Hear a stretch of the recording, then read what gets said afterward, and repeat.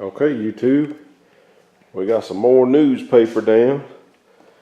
I went ahead and marked where the spot welds are going to be for the door skin to the door shell. And I went ahead and taped everything up. Got everything clean, got it taped.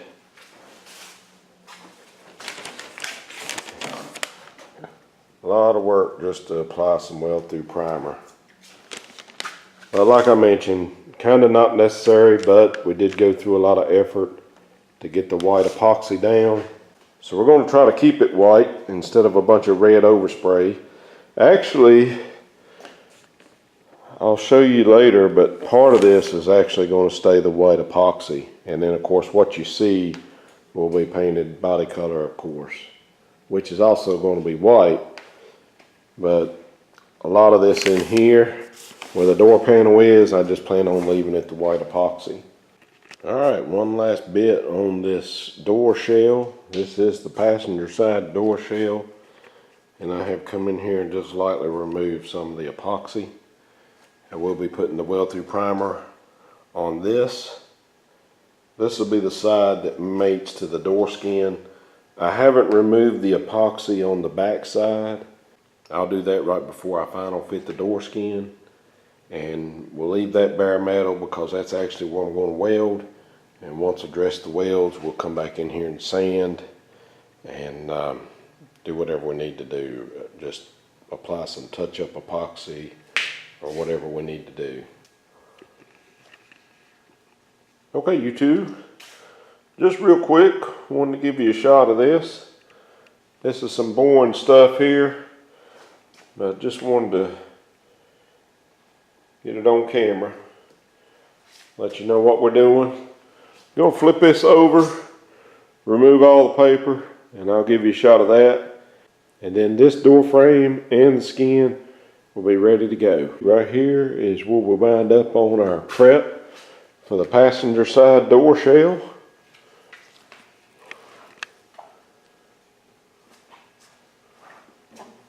Didn't turn out too bad. I do have just a little bit of bare metal right in this area,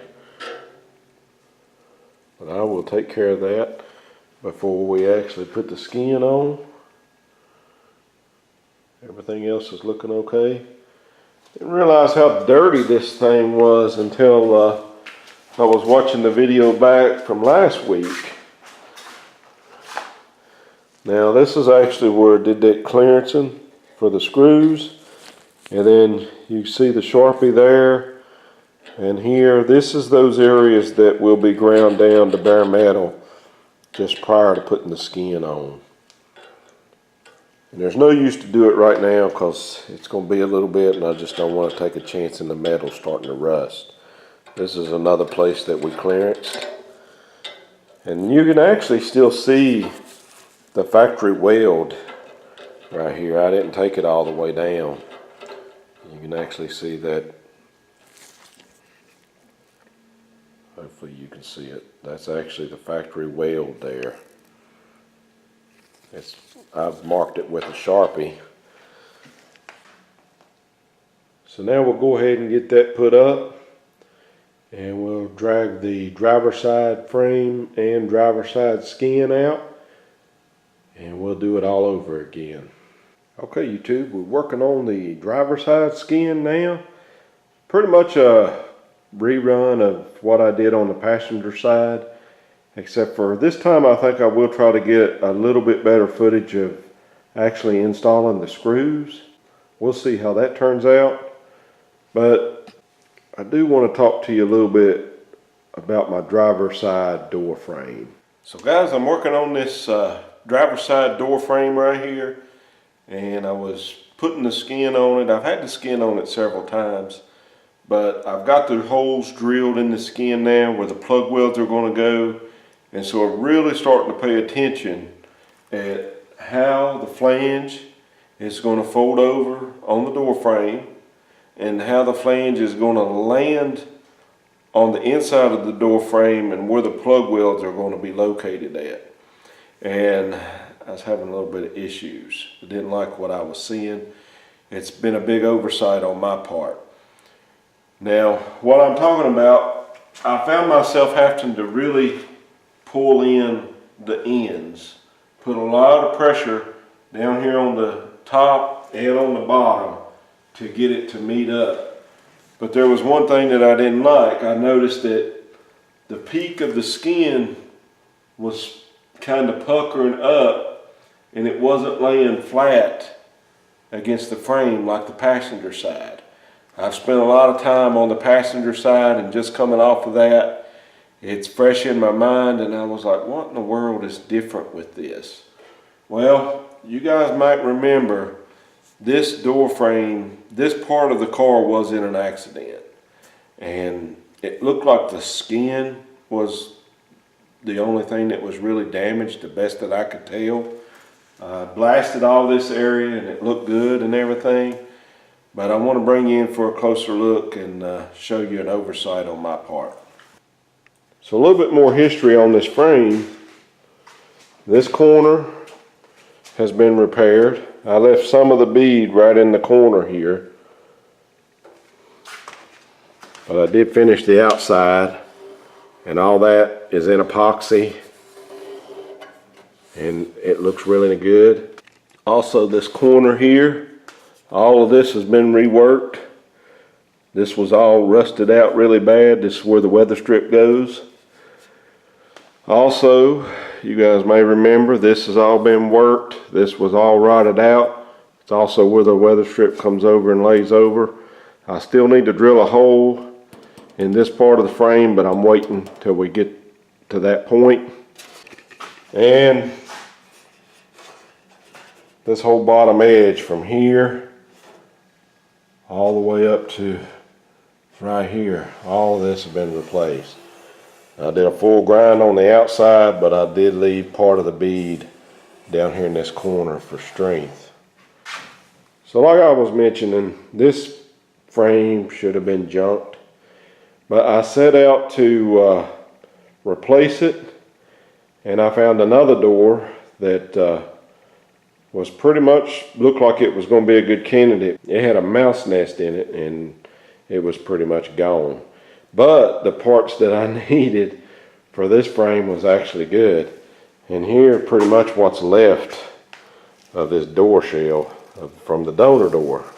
Now, here's what I want you to look at. Now, like I mentioned, this frame was in an accident, and it looked like the skin took pretty much the blunt of it, but now I'm seeing something a little bit different. If you look at how this is shaped, it looks really good. I mean, theoretically, you probably think there's nothing wrong with that until you actually see it on a door that hasn't been involved in an accident. You notice we've got our peak there, which pretty much matches up with the contour that's on the back of the door.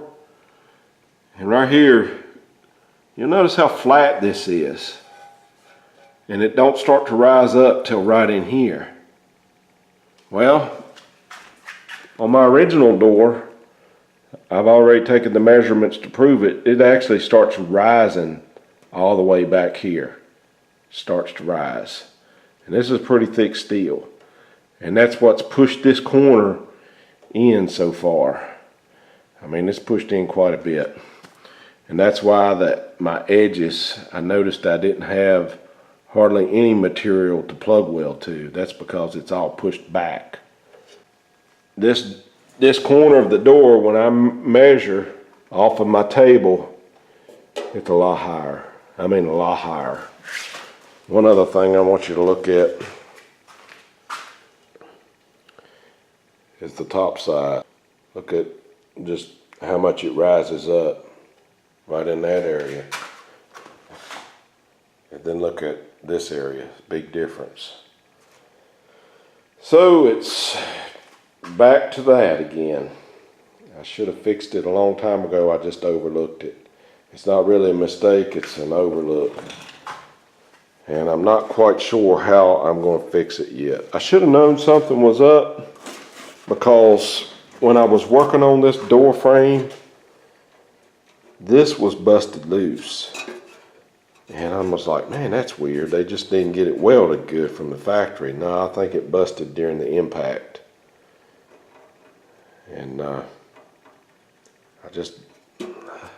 don't know. I knew that the driver's side fender had been replaced. And I also knew the car had been on a frame machine and everything was right. But I also have some firewall damage that I can't explain. And I've showed that in previous videos before. I will go ahead and throw some snapshots in of the previous damage.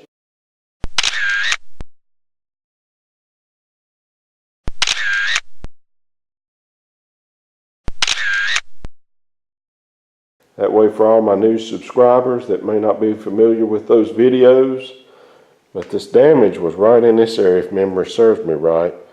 What's happened, it's been dented in. This part of the frame has come this way.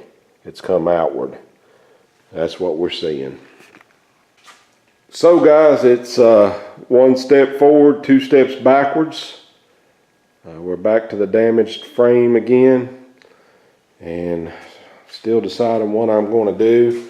I do notice there's a few places I'm a little light on my epoxy, so it'll give me a chance to touch up some of the places that I've missed. This is a very difficult part to spray.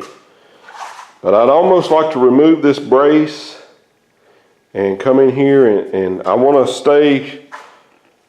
leave all of this. I don't want to get into the hinge parts. But I would like to come in somewhere around in here and replace all of this with the donor part.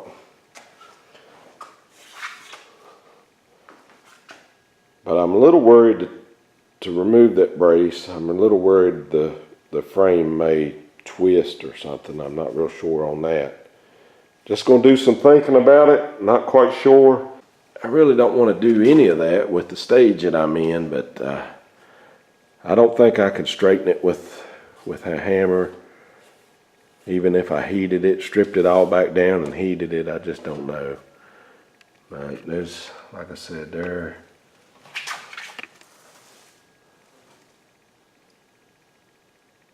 a big difference between the way this original one looks and the way that thing looks. And you can definitely see the difference in the rise of this edge of the metal versus over there. I'm real close to just replacing this door, but I know that's got its own set of problems as well. Just buying the reproduction door, but I'm not sure yet. We've come this far, and I believe once we get this done, I believe we'll be okay. Don't know how I missed it, but I did. But I was glad to find it before we started folding the skin over, because then we'd have had some real issues.